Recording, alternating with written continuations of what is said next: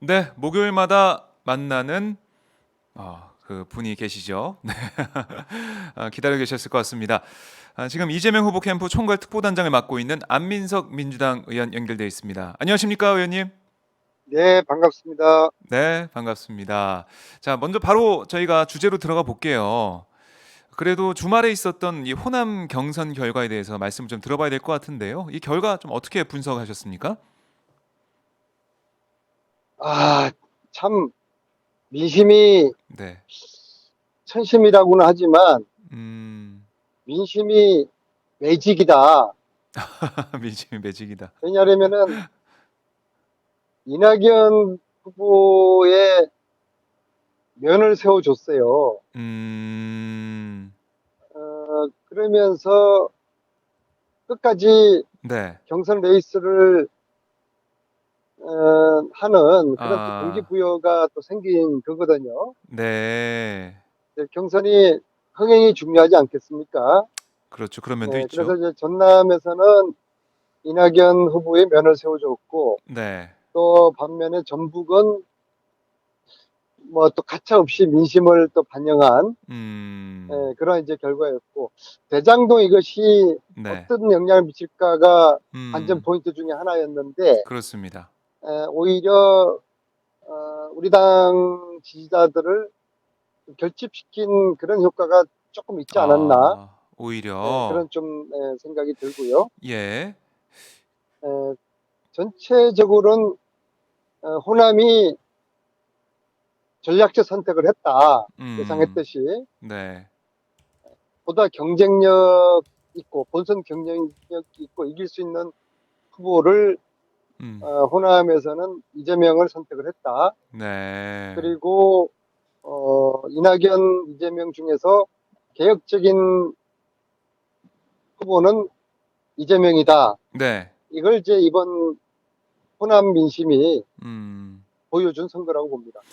네. 호남 민심이 전략적 선택을 했고, 개혁적 후보는 이재명 후보다라는 그런 판단을 내리셨는데, 그런 면은 어떻게 보세요? 그러니까 이게 이제 대장동 의혹이 불거진 다음에 특히 이제 이재명 후보 불안하지 않냐? 그래서 안정감 있는 후보를 선택해야 된다.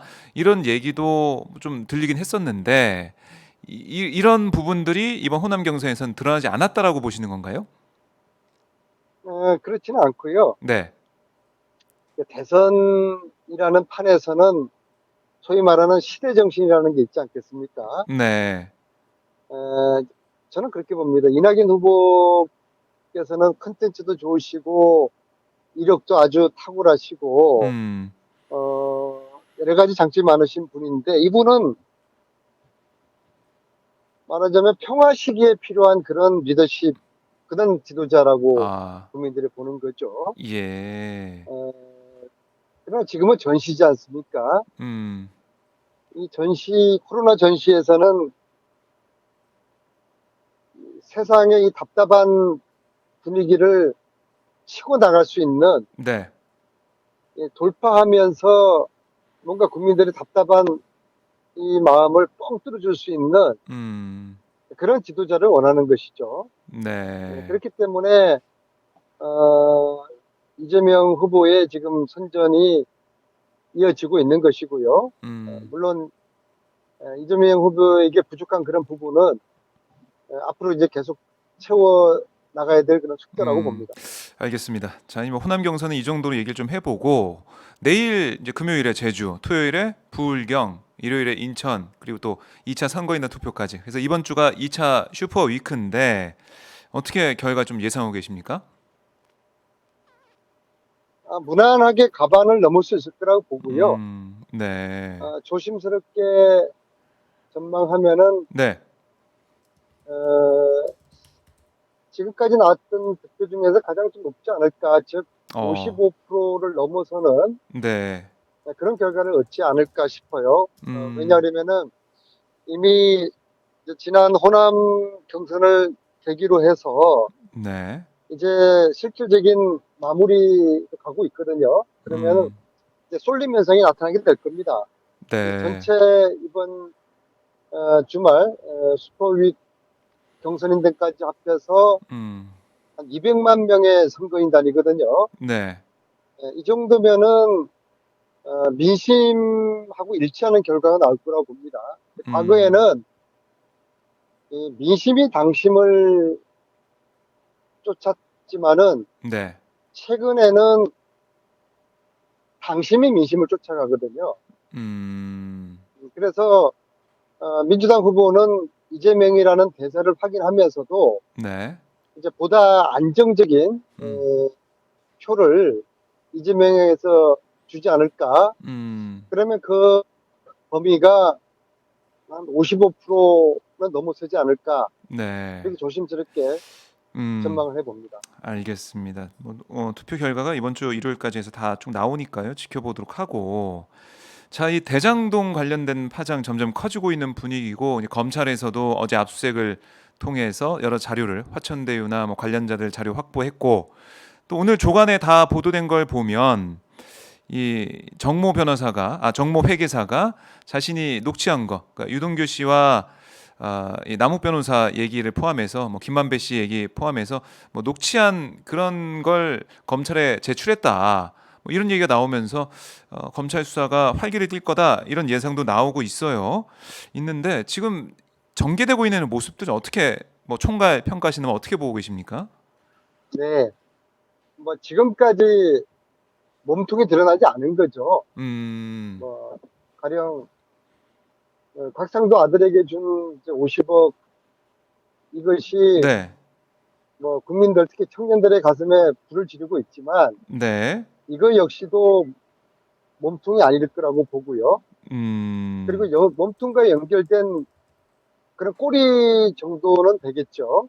네, 네, 그런데 이 사업, 개발 사업이 그 남모 변호사가 2009년부터 이 일을 주도를 했고, 음, 그리고 김만배 대표는 2014년에 남 변호사가 하고 있던 이 사업을 끼어들어가지고 가로채기해서 한 음, 절반 정도를 먹고 가는 그런 지금 큰 그림이라고 보거든요. 아, 네, 그리고 이제 남모 변호사의 파트너가 어젯밤 압수수색을 당했던 회계사, 네, 정모 회계사라는 분인데요. 음, 앞으로 이 흐름은 이 정모 회계사의 그 네, 녹취록 전과 후로 나누게 될 거라고 봅니다. 어허, 이 녹취록 속에는 네, 녹취록이 이제 판도라가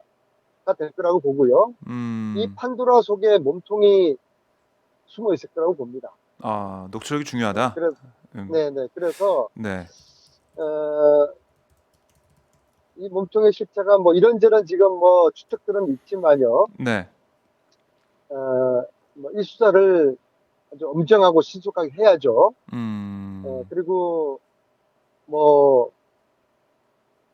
아주 국민들 눈높이에 볼 때 한치의 의혹 없이 네, 이제 수사가 이루어져야 될 것 같고요. 네, 그래서 이제 판도라 상자는 이제 열릴 것이다. 음, 에, 정모 회계사의 녹취록을 통해서 그렇게 네. 보고요.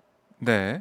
그 내용이 뭐 그렇게 제가 중요한 거겠죠, 사실은. 그 내용이 그거는 뭔지. 이제 네. 뭐 수사에서 밝혀지기 때문에 음. 그 속단할 일은 아니고요. 네. 그리고 저는 이 곽상도 의원의 역할, 어떻게 음. 해서 곽상도 의원이 이 일에 개입됐을까? 네. 그것을 좀 유심히 보고 있어요. 아하. 멀리 보면은 2013년 3월에 곽상도 변호사가 검사 출신의 곽상도 변호사가 박근혜 정부의 초대 민정수석이 되지 않습니까? 그렇습니다. 이게 의외예요. 의외다. 예, 음. 저는 음. 곽상도 변호사를 민정수석으로 누군가가 추천하지 않았겠습니까? 뭐 그랬겠죠. 그 인사니까. 네. 추천한 사람, 내지는 그 추천한 그룹과 음. 이 대장동이 문제가 무관하지 않을 거라고 봅니다. 따라서 음. 2013년도에 곽상도 변호사를 민정수석으로 추천을 한 사람이 누군지를 밝히게 되면은 음. 전체 몸통을 파악하는데 결정적인 도움이 될 거라고 봅니다. 음, 그 2013년. 다음에, 네. 네, 그 다음에 이제 두 번째로는요, 이건 뭐 격가질지 모르겠지만은, 네. 곽상도 의원께서, 어, 지금 재선인데 초선 시절 상반기 2년을 네. 이 문화재를 다루는 그 상임위원회에서 활동을 하셨어요. 음, 그러니까 16년 6월부터 네. 18년 6월 2년 동안 음, 초반에. 문화재청을 담당하는 상임위원회에 계셨어요. 네. 그리고 곽상도 의원의 아드님이 음, 그 화천대유에서 땅을 이제 개발하다 보면 파다 보면 문화재가 나오지 않습니까? 그럴 때 네. 이제 문화재청의 심의를 받아야 되고 음, 어떤 경우에 따라 가지고는 문화재 때문에 사업을 중단하거나 네. 아니면은 굉장히 지연하는 음, 그런 일들이 크다 하거든요. 네. 그러면 곽상도 의원 아드님이 당시에 다루었던 이 문화재 처리 업무 네. 이걸 본인이 아드님께서 며칠 전에 자기가 이런 업무를 다뤘고 여기에 음, 대한 일을 잘 해서 네. 이번에 그 퇴직금 이렇게 많이 받았다라는 취지의 글을 올리셨거든요. 그렇습니다. 근데 그 시기가 아빠 곽상도 의원의 국회 음, 상임위 활동이 문화재를 담당하는 이 상임위 소속이어서 네. 이 부분에 대한 그 의심을 음, 합리적인 의심이 가능하다고 보거든요. 아, 예, 그래서 아마 이번 국정감사에서 네. 아마 이거는 좀 밝혀져야 될 그런 음, 합리적인 의심이 아닌가 싶습니다. 네. 곽상도 의원의 역할, 곽상도 의원이 청와대 민정수석에 가게 된 것부터 해서 그동안 쭉 흐름을 좀 살펴봐야 된다. 이런 예, 근데 말씀이신데, 이게 네. 인과응보라고 보는 게요. 아, 인과응보. 예, 예. 그 곽상도 의원이 그렇게 모질게 조국 딸을 음, 그렇게 해집고 다녔지 않습니까? 네. 그게 음, 참 너무 심하다 싶을 정도로 음, 어떻게 곽상도 의원님도 자기 자식이 있을 텐데 네. 어떻게 같이 정치하는 사람의 입장에서 어떻게 음, 저렇게 도륙을 할까? 네. 정말 정말 잔인하다 그런 생각이 예. 들었거든요. 또 뭐 아하. 대통령 그 문재인 대통령 아들에 대해서도 네, 네. 그렇게 좀 심할 정도로 과할 음, 정도로 네. 그렇게 사사건건 막 물어뜯지 않았습니까? 음, 그래서 네. 이게 인과응보라고 봅니다. 네. 나무 자식 저렇게 음, 아주 구벼대더니 네. 결국엔 각성도 의원님이 자기 자식 때문에 저렇게 한 방에 훅 가는 거 아니겠습니까? 음, 그래서 세상 착하게 살아야 된다. 그 교훈을 얻고 있습니다. 교훈도 얻으셨는데, 제가 대장동 이 관련 파장은 아마 뭐 수사도 진행되고 있지만 대선 기간 내내 쭉 계속 갈 것 같아요. 제가 봤을 때 이슈 자체가 살아서 갈 것 같은데, 윤석열 전 검찰총장의 관련된 그 내용도 열린공감 TV에서 보도가 되면서 또 이게 이슈의 핵심으로 좀 떠오른 상황인데 윤석열 총장은 그렇습니다. 전 총장은 부친이 이 화천대유 최대 주주 지만배 씨 누나와 부동산 거래한 거 이거는 나도 이번에 알았다. 몰랐고 이거는 문제가 없다. 이렇게 어제 해명을 했습니다. 이 사안은 좀 어떻게 보세요? 이게 김만배 씨 누나가 정말로 이곳을 연희동을 돌아다니다가 우연히 예. 만나서 이렇게 됐을까? 뭐 여러 가지 얘기도 나오고 있는데요. 어떻습니까? 이 말씀 드리기 전에 아까 네. 그 곽상도 의원님 음. 관련한 이야기 제가 좀 한 가지 더 네네. 말씀을 하나만 더 드려야 하시. 예, 되는데요. 예. 지금 이제 이준석 대표가 곽상도 의원 제명을 이야기 꺼냈잖아요. 네. 저는 이걸 뭐 꼬리 자르기라고 보는데 요즘 음.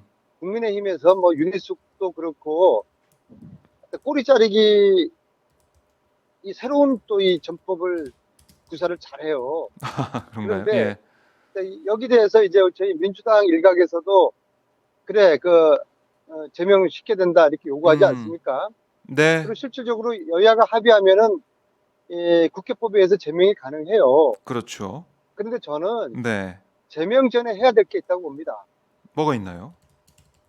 여야가 합의해서 국회 윤리위원회 회부해서 네, 박상도 아들 50억 이것을 국회 차원의 조사를 해야 됩니다. 아, 그거는 국회의원과 국회의원 아들에 관련된 의혹을 받고 있는 거기 때문에 네, 제명이 능사가 아니라 아, 조사를 국회가 먼저 해야 되는 것이죠. 그걸 여야가 근데 합의해서 해야 만약에 된다. 제명을 해서 네, 자유인 신분이 돼 버리면은 네, 국회하고는 무관하게 되는 버리는 거죠. 완전히 아, 국민의힘은 책임으로부터 자유롭게 되는 음, 것이죠. 네, 그래서 저는 제명을 하는 것은 하수라고 봅니다. 우리 음, 민주당에서도 조금 더 깊이 생각하면은 야 이거 제명하지 말고 네, 일단 국회 윤리위원회 회부해가지고 빨리 국회 차원의 조사를 하자. 음, 뭐 한 일주일이면 조사 다 할 거 아니겠습니까? 그리고 네, 국회가 해야 될 일을 제대로 하는 것은 조사를 하는 것이다 먼저. 아, 그리고 그 조사를 토대로 네, 제명을 시키면은 이 문제가 국회가 해야 될 일을 그래도 좀 깔끔하게 했다는 평가를 받게 되는 게 아닐까 싶습니다. 음, 네, 그다음에 이제 음, 네 뭐 일리 있는 어떻게 생각하세요, 우리 말씀이시고, 박 기자님? 아, 일리 있는 말씀이시고, 국회의원으로서, 당장에 어, 제명시키면은 국민 정서에 네, 뭐 버금가는 음, 그런 처리가 되겠지만은 네, 저는 제명 이전에 조사를 음, 하자 그런 제안을 오마이를 통해서 드리고 싶고요. 네, 그다음에 알겠습니다. 이제 윤석열 예, 총장은 그건 좀 뭐 어떻게 보세요? 지나가는 개가 보더라도 이거는 뭐 빤한 거 아니겠습니까? 예? 빤한 어, 거고 빤한 건데 또 빤한 거짓말 하고 있는 걸로 보이는데요. 네, 윤석열과 김만배는 어떻게 쪼매졌을까? 네, 윤석열 후보 말씀대로 김만배는 김만배하고는 일면식도 없는 모르는 사이일 수도 있습니다. 그런데 음, 저는 김만배와 윤석열 후보 사이에 이 두 사람의 관계를 쪼매진 누군가가 있을 거라고 봐요. 아, 그 중에 한 분이 박용수 특검일 가능성을 저는 보고 있는데요. 그러면 이제 음, 퍼즐이 풀리는 거죠. 네, 박용수 그래서 이제 특검이 그 있다. 부분을 좀 음, 취재가 되었으면 좋겠고요. 네, 저는 뭐 국정농단 이후에 뭐 이런 일을 뭐 네, 추적하고 뭐 이런 일을 가능하면 좀 하지 않으려고 합니다. 그래서 글쎄요. 이 박영수 특검, 윤석열, 김만배 요 음, 관계를 한번 기자분들이 취재를 하기를 바라고요. 네, 또 다른 취재는 음, 이경재 변호사라는 분이 있잖아요. 네, 최소한 씨 이경재 변호인인데, 변호사는 네, 겉으로는 최순실 사람처럼 보이죠. 왜냐하면 음, 최순실 국정농단을 변론했던 분이니까. 네, 근데 실질적으로 이경재 변호사는 정윤회 사람입니다. 음, 정윤회 씨가 자기의 믿는 변호사를 네, 최순실 변호사로 연결해 준 것이거든요. 아, 자, 그런데 이경재 변호사가 지난주 모 방송을 통해서 알려졌는데, 네, 화천대유 고문으로, 어, 영입되지 않았습니까? 그렇습니다. 네, 그 시점이 언제로 알려졌죠? 음, 시점이요. 제가 그 시점까지는 아이, 체크를 못했는데, 네, 박 기자님도 요즘 바쁘시니까 공부를 좀 덜 하시고 계신 것 같아요. 네, 네, 제 경선 네, 취재하느라고, 예, 17년으로 보도가 됐어요. 네, 근데 17년이 아닙니다. 15년입니다. 15년이다 원래는, 네, 저는 음, 이경재 변호사가 시점을 거짓말을 하는 이유가 있을 거라고 보는데요. 음, 15년 9월에 화천대유의 고문 변호사로 영입이 됩니다. 네, 이 시점은 국정농단이 무르익었을 때죠. 음, 아마도 이경재 변호사가 화천대유의 변호사로 간 것이 네, 누가 거기에 추천했을까? 음, 과연 이경재 변호사 그냥 본인의 의지로 본인이 김만배하고 잘 알아서 네. 그냥 김만배 대표가 고문 좀 해달라고 그래서 했을까? 음. 아니면은 여기에 고문으로 들어가라고 누군가가 추천을 했을까? 네. 요것을 음. 좀 취재가 돼야 될 좀 음. 관전 포인트 중에 하나라고 보고 있습니다. 그런 고리들을 하나씩 하나씩 살펴봐야 된다. 이런 예. 그리고 말씀이시고. 아까 말씀드렸듯이 세 번째로 네. 13년 곽상도 변호사를 음. 민정수석에 추천한 민정수석에. 인물이 누구일까? 아하. 어, 음. 뭐 추측하신 분이 있나요? 이러한 연결고리를 맞춰보면은 네. 전체적인 빅픽처, 음. 몸통이 드러나는데, 몸통을 파악하는데 큰 도움이 될 거라고 봅니다. 네. 참 지금 이 박상도 아들의 50억 이게 또 워낙에 충격이 커서 많은 제가 분들이 드리고 싶은 것은 네. 지금은 꼬리들만 지금 나타날 뿐이지, 아, 네. 몸통은 지금 따로 있다고 저는 보고 있습니다. 몸통은 따로 있다. 그 몸통을 찾아야 된다. 이 말씀 알겠습니다. 의원님. 네. 정의로운 기자들이 네. 뭐 정치인이 이 정도 말씀을 드렸으니까 네. 정의로운 기자들이 음. 헌신적인 취재를 해서 네. 국민들에게 몸통의 실체를 알려주시기 바라겠습니다. 알겠습니다. 자, 의원님 오늘 말씀 잘 들었고요. 다음 주도 어김없이 목요일에 또 뵙도록 하겠습니다. 네, 고맙습니다. 감사합니다. 네, 네. 고맙습니다. 네.